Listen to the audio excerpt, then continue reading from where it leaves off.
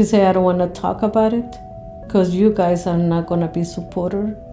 And I said, well, we don't know. If you tell us what's going on, I'll be more than happy to help you. I do anything to help you, Jaylee. But the only thing that I need and I wanted for you is to see the happy girl that I used to be before. She said, I'm not a girl, I'm a boy. Yaylee, she was the girly girl in the house. She used to dress up as a princess. She loved to dance, sing, and she was very artistic.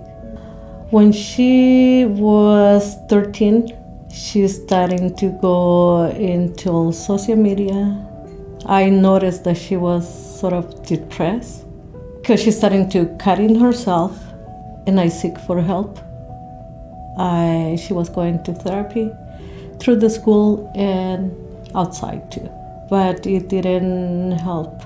The first year in high school, freshman year, she met this other girl who was going into all this situation like transgender. She was the one who was telling her that she was depressed because maybe she was not a girl. She was invited to go to an LGBTQ group at school. I didn't know about it. So I don't know if the schools, they supposed to let us know what's going on or not, but they never sent me any note telling me we need to talk about your daughter.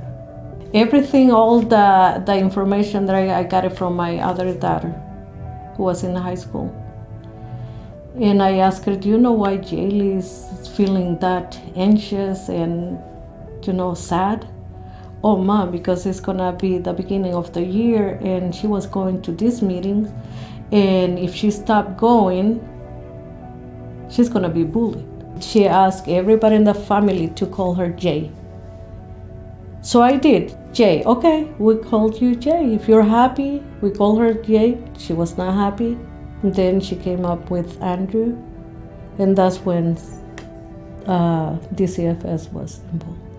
Because I didn't support all the changes that she was telling everybody, that she was a transgender and she was in the process of it. And what they did is just to send it to the school psychologist to talk to her. So they talk, and then when DCFS was involved, the school psychology wrote a note saying that my daughter was better off out of my home because we were not supportive towards the change. She was 16 years old when she moved out. I didn't have any support from school. I didn't have any support from anyone. I was the bad guy. And even though I talked to them about the depression, they didn't care about that. It didn't matter. At this point, the changes was more important because that was gonna make my daughter happy, and she will not harm herself. And that's why the school psychology decided to tell DCFS to remove my daughter from the house or do not send it back home.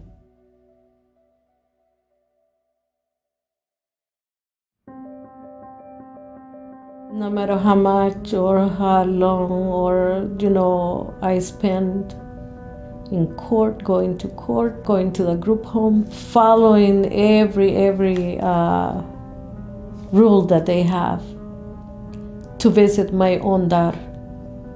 I did everything that, I was possible for her to come back home.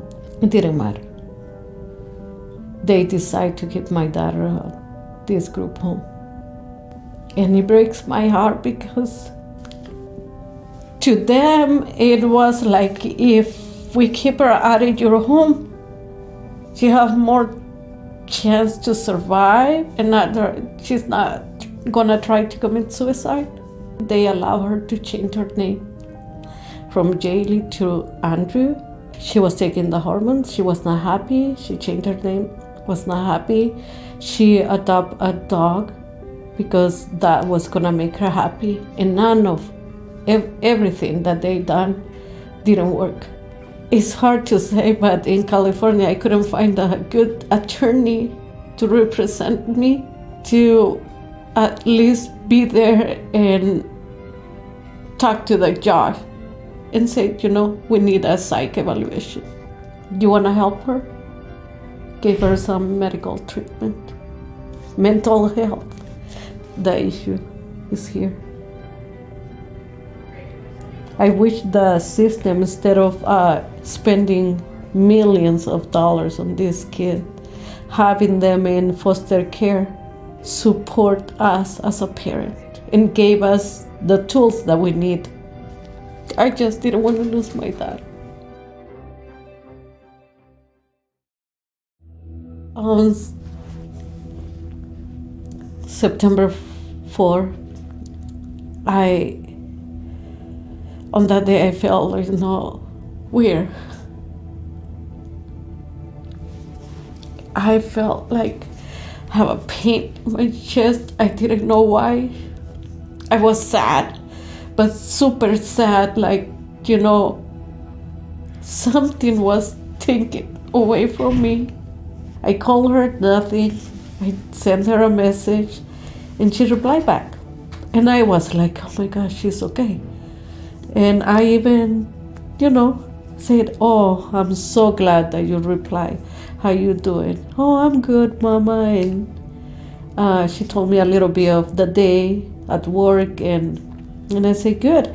Then I keep texting and nothing. I say, maybe she's in the shower. But that was the last text that I received from her. The next day in the morning, like 8:15, I received a phone call from the coroner's office. When they asked me, are you Jaylee Galdam's mom, aka Andrew? And I say, yes. Who's calling? And she said, well, are you home? No, I just dropped off my son at school, so I need you to park the car. And then my heart went like crazy. No. I just got off the first exit. I parked my car. Tell me, where's my daughter? I want to go see her. And she said, I'm so sorry, but you're not going to be able to see your daughter. They say, why? What hospital is she in? I just want to see her. Man, last night, she took her life away, and I said, no. Where? Tell me what happened. I got off the car. I was screaming like crazy. I said, no, I want my daughter.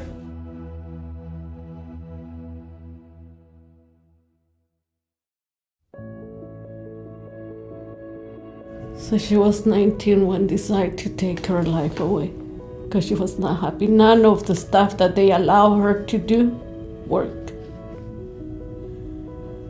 At the end, they took my child.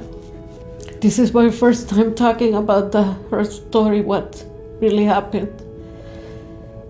Because I want everybody to know that the system is taking our children away. They are not helping them. My daughter was a number. So I wish one day the system change and really help this kid.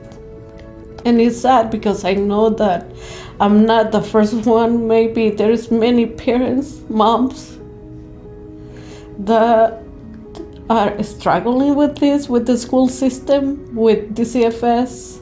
And we can't do anything with them. It's like they tied our hands to do something with our children. They take it away like they belong to them.